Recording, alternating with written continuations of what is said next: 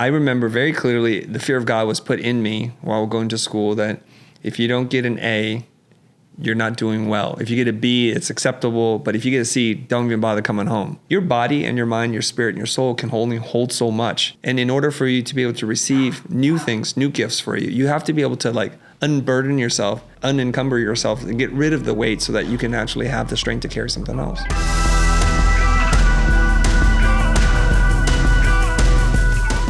Chris, I appreciate you, brother, taking some time to be on the show. I've been a huge admirer. The more I've gotten to spend time with you, I just really respect who you are as an entrepreneur and thought leader, but also a human being. Thank you so much. Thank you, brother. I feel that you and I have maybe a lot more in common than people might think if they looked at the two of us. In that, if I talk about the concept of potential and expectations, there's potential in all of us, right? And there's also potential in a brand, in a person to perform, whatever it might be. We also have expectations, or I should say, what we believe our potential is internally.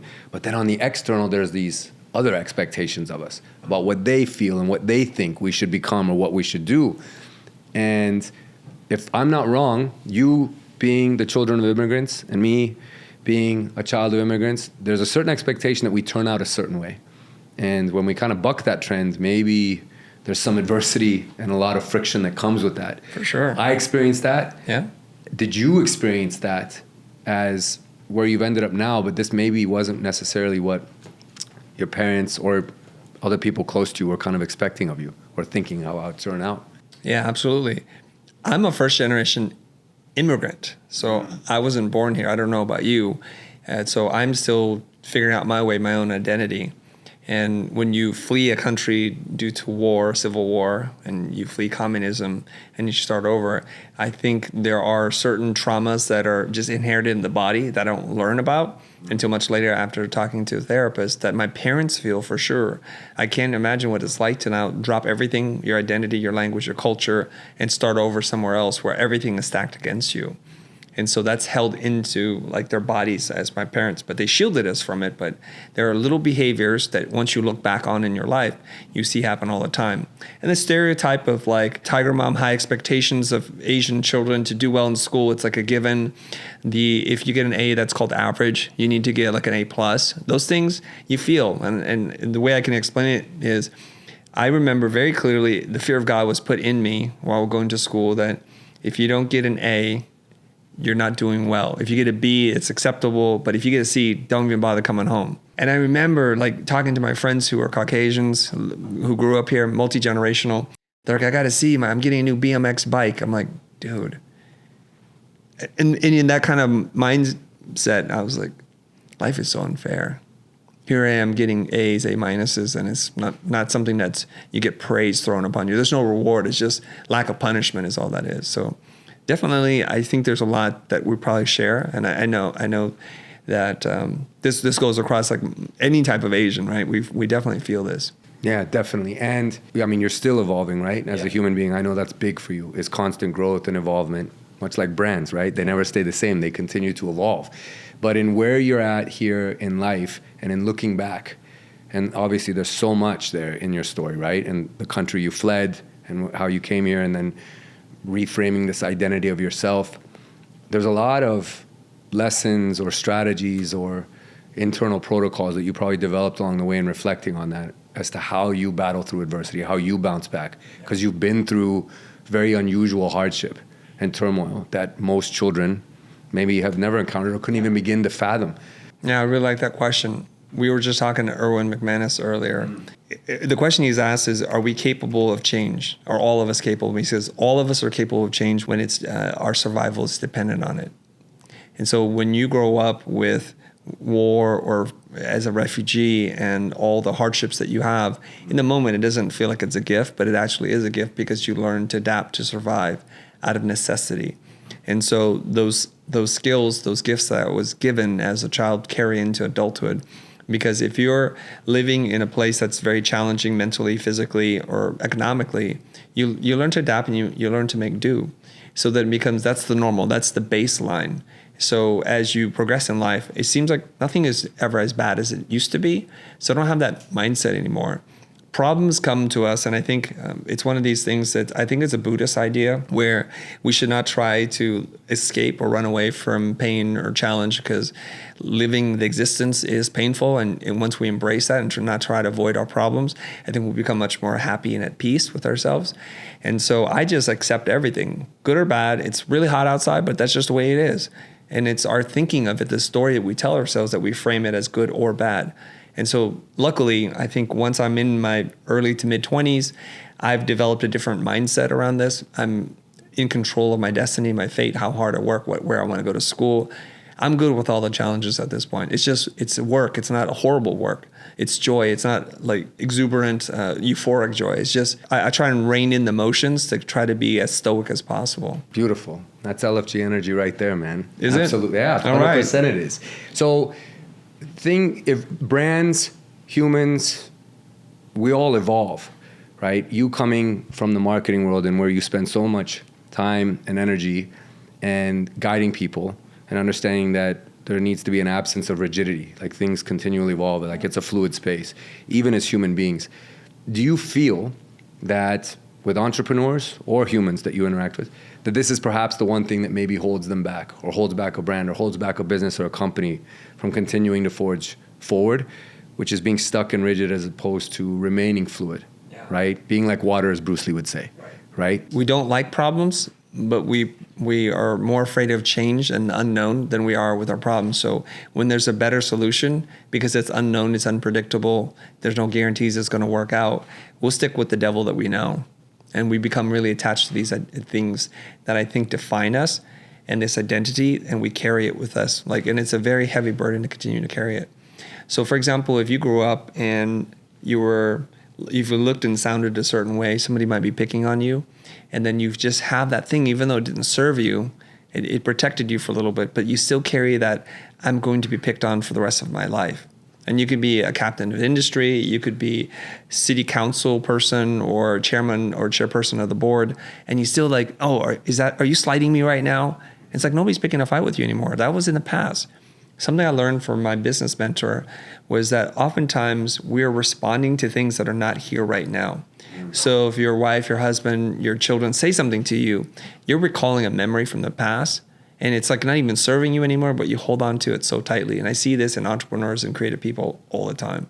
And until we let go of that, can we take something else? And if you think about it, it's like your body and your mind, your spirit and your soul can only hold so much. And in order for you to be able to receive new things, new gifts for you, you have to be able to unburden yourself, unencumber yourself, and get rid of the weight so that you can actually have the strength to carry something else.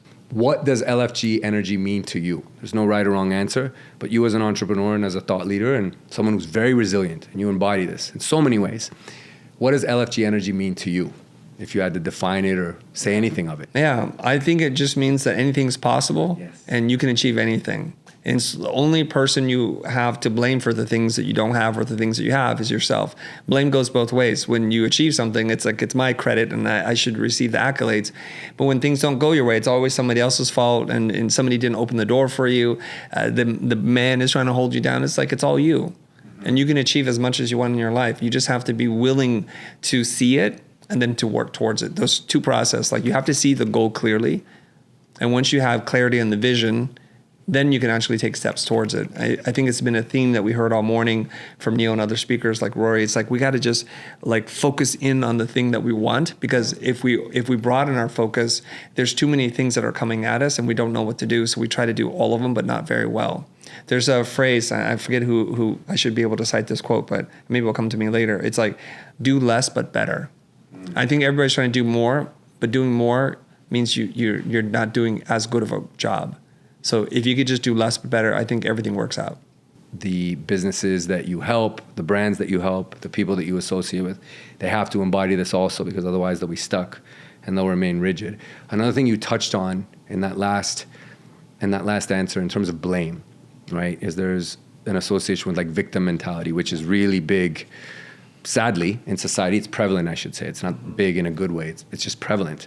But it holds people back as individuals. Do you also see that with businesses, brands, campaigns, that rather than choosing to make the shift, that there's a lot of people that choose to actually blame the external blame the market, blame the response, as opposed to fine-tuning this message? Is that the easier way? I think so. Yeah. Because to accept that the world could be different if you chose different paths would mean that now I'm responsible for the things I don't have, or the relationships, or whatever it is that you want to achieve in your life. And I think it's the reason why sometimes our content, I think, is relatively innocent. Not all of it. Some of it is out there, and I accept those parts. But then people have such strong negative reactions. Like, I could not in a million years see why this would be negative. And then they're finding this one thing. Later on, I think I've come to theorize that the reason why they respond so negatively towards it is because it's calling them out. I don't live in that space, in that world, in that mindset. I don't frame things that way. So I could never see, like, why won't everybody want this? And then there's some people who are like, very easy for you to say because you have X, Y, and Z.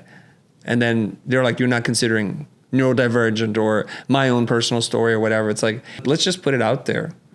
No one lives a perfect life. Even perfect people don't live perfect lives, and they make do with what they have. And your ability to respond to challenges, to the things that scare you, determine what kind of life you're going to have. An amazing trait that people may or may not know about you, but I do, is that you're an Emmy Award winner. And that doesn't happen by accident. And I know this as an athlete that competed and won 2 world championships. You having received an Emmy, this takes a lot of discipline and structure and real commitment to get there. Mm-hmm. But then getting there is one thing, and it's nothing to dismiss or diminish. But staying there at that level, maybe if you don't necessarily win the Emmy year in and year out, or if I wasn't winning a world championship year in and year out, but a certain standard is a really, really challenging thing to maintain. How do you do it? How do you stay on top? How do you not let yourself get either lazy or lethargic in certain ways or complacent? You know, I think, and your story may be a little bit different, but there's this idea that really I gravitate towards, which is the people who love the process of the journey more than the destination wind up going further, and outperforming the people who are in it for the destination. So I imagine in the world of martial arts, you're doing it for lots of different reasons. The martial arts part, the philosophical part, the mind-body connection. And the winning the championship is just a marker of your commitment to it, not because you pursued it, because the only reason why you want to do that is to world championship. And if you don't, then your whole self is destroyed. Right. So for me, my goal is to do work that inspires me and my team, and that challenges what we think can be done given the budgets that we have, and to delight and surprise our clients. And every once in a while you receive some accolade for that. So the winning of the award was not the intention of the work. We just did the work because we love the work, and we love the clients who trust us with their brands, their properties, and for us to do the right thing. And then your team says, maybe we should submit it for something. So it is, in a weird way for us, kind of happenstance. Like, I wasn't pursuing awards, especially towards the latter part of my career. It didn't matter to me. Maybe when I was younger, I was thinking, I wonder if we can win that award as a game. We play that, and then we win one and a different one. And so we've won a lot of awards, probably over 36 awards for different things. And we're just moving around. So it's like, you know, the thing that I realized after winning it, it means more to other people than it does to me. It really does. Yeah, isn't that something? Yeah, it's kind of wild, right? So people need a shorthand to sum you up. And we live in a day and age now where your social proof, your social clout is more important than what the traditional models were. Like, for example, what family did you grow up in? You know, or what school did you graduate from? What degrees do you hold? And where have you worked before? Those are the traditional measures of one's worth. These days, it's like when you look at somebody, you're like, well, how big is their following? What's the engagement like? Who are they attracting? What kind of energy are they putting out there? No one even cares if you went to whatever at school, right? They didn't even check. And because we know, it's very hard to verify that unless you're the school itself. And the case in point here is that I met people, I looked them up on LinkedIn, they're like, oh, Stanford. And then later on I talked to them, it's like, you dropped out after one semester, yet you put that out there because you know what it's doing. So that part can be faked, it can be manipulated, but and social following can be as well, but it's a little bit harder, and we can tell usually, right? You have 1 million followers, but 4 people liked your post.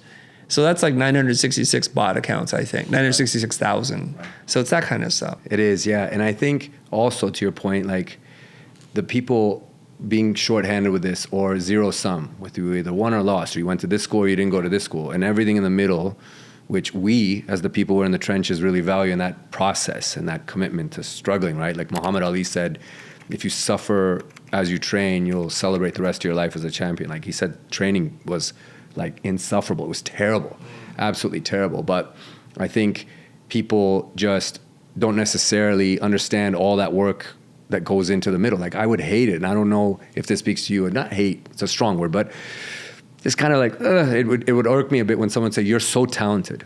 You seem so gifted. And I'm saying, I appreciate where that may be coming from. And I could say that to you, Chris, as an artist, as a creative, you're so gifted. And you might say back to me, look, it's not that I'm talented or gifted. To say that would diminish all the work that I've put into this craft to get up to this point. My continual evolvement. You're seeing this, but you've missed all of this, right, which is what I celebrate, right, and where I choose to stay, yes, right? Yes. So you identify with that. 100%. Okay. I mean, like we could be brothers on this one, right? Because people will say something like, oh, that's easy for you because you have all that talent. No, you are kind of dismissing everything that I did to get here. Like I've come from a place where I felt like an outsider. I'm an introvert, and I've gotten into fights with people I don't even know because for whatever reason I didn't fit their image of what was acceptable.